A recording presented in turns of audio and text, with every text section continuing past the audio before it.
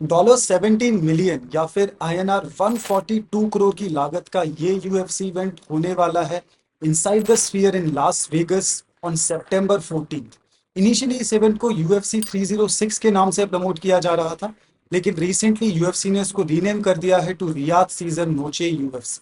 लोगों का मानना यह है कि सिंस 140 करोड़ रुपए लग चुके हैं और ज्यादा रुपए लगने वाले हैं, तो यूएफसी या डेना वाइट को सऊदी अरेबिया की मदद लेनी पड़ी इस इवेंट को होल्ड करने के लिए। एंड इसी रीजन की वजह से यूएफसी ने अपने यूजुअल फॉर्मेट को भी रिजेक्ट करते हुए इस पीपीवी का नाम रियाद सीजन नोचे यूएफसी रखा।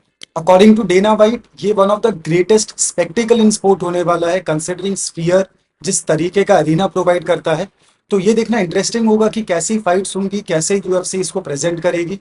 बट 17 मिलियन के बाद, इन सारी चीजों के बाद, मुझे ऐसा लगता है कि ये यूएफसी इवेंट एक बहुत बड़ा फ्लॉप शो होने वाला है। एंड हो सकता है यूएफसी को बहुत ज्यादा लॉस का सामना करना पड़े। क्यों चले जाते हैं?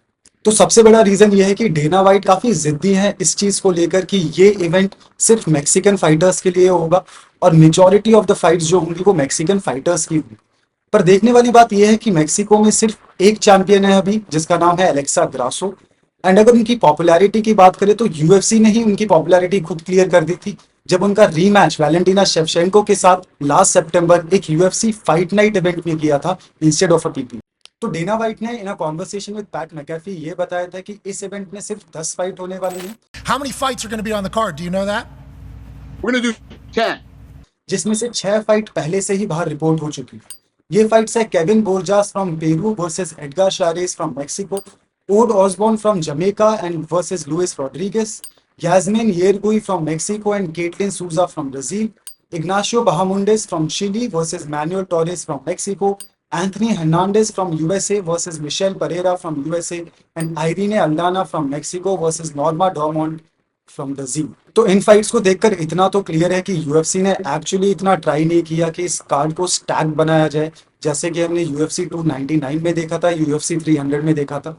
और कंसिडरिंग एक बहुत मॉन्यूमेंटल इवेंट है जिसमें इतने पैसे लगे हैं, तो आशा तो यही थी कि यूएफसी या डेना वाइट इस इवेंट को बहुत बड़ा बनाने की कोशिश करेंगे और एक स्टैक्ड कार्ड दिखाने की कोशिश करेंगे। ऐसा नहीं हुआ। 10 फाइट होने वाली हैं, 6 फाइट ऑलरेडी आउट है, तो बची 4 फाइट, जिसमें से एक fight for sure Alexa Grasso की होने वाली है। उसमें से बची 3 फाइट्स। यूएफसी 303 के बाद डेना वाइट ने प्रॉमिस किया था कि डैन ईगे और डिएगो लोपेज भी स्फीयर में फाइट करेंगे। They both got done and said, "Hey, we'd like to fight at the Sphere." You think that's something you can do for both those guys and put them on that card after what they did tonight? I do. I'll do anything for these guys. So yeah. इनका rematch या फिर ये अलग दो opponent से fight करते हैं तो ये 2 फाइट्स कैप्चर कर लेते हैं, तो बच जाती है सिर्फ एक फाइट, जिसमें ब्रायन ओर्टेगा ने इनिशियली कहा था कि वो भी स्फीयर में फाइट करेंगे। तो अगर ये फाइट्स इंक्लूड हो जाती हैं तो थोड़ा बहुत अच्छा कार्ड लगेगा, कंसिडरिंग हमने जैसा अंडर कार्ड देखा। But it comes nowhere close to the kind of promotion that the UFC is doing for this PPV. वो चाहते हैं कि ये यूएफसी पीपीवी बहुत बड़ा बने, बट उसके लिए ऐसा एक कार्ड रखना बहुत इंपॉर्टेंट होगा। And looking at the current situation, ऐसा नहीं लग रहा कि ऐसा कुछ होने वाला है। और अगर यूएफसी का आइडिया ये है कि स्फीयर में एक इवेंट, यूएफसी इवेंट रखने की वजह से ही टिकट्स बिकेंगे या फिर लोग पीपीवी खरीदेंगे, तो हो सकता है उनको एक सच्चाई का सामना करना पड़े जहां पे उनको बहुत बड़ा लॉस भी हो सकता है।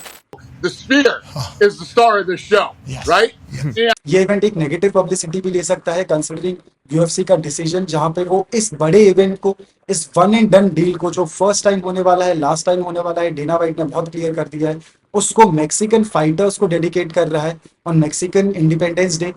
तो ये देखना बहुत इंपॉर्टेंट होगा कि कैसा ये कार्ड होने वाला है। बट जैसा नजर आ रहा है, जैसे कि ये 10 फाइट्स दिख रही हैं, और ऐसा बिल्कुल भी नहीं लग रहा कि ये इवेंट एक फैन फेवरेट इवेंट होने वाला है। ब्रैंडन मोरेनो और यायर रोड्रिगेज भी मैक्सिकन फाइटर्स है, बट इनके लिए भी मुझे पोजीशन नहीं दिख रही है।